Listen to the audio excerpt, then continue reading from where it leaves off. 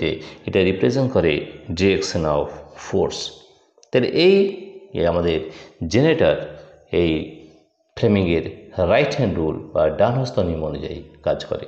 তো দেখো আমরা খুব ভালোভাবে একটা পার্থক্য পেয়েছি মোটর আর জেনারেটর মধ্যে। সিম্পলভাবে আমরা যদি বলি, a motor is a device which converts electrical energy into mechanical energy, and a motor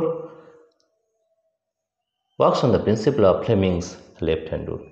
R Dynamo বা জেনারেটর যদি ধরা হয়, এই Dynamo or generator is a device which converts mechanical energy into electrical energy, and a dynamo or a generator works on the principle of Fleming's right hand rule.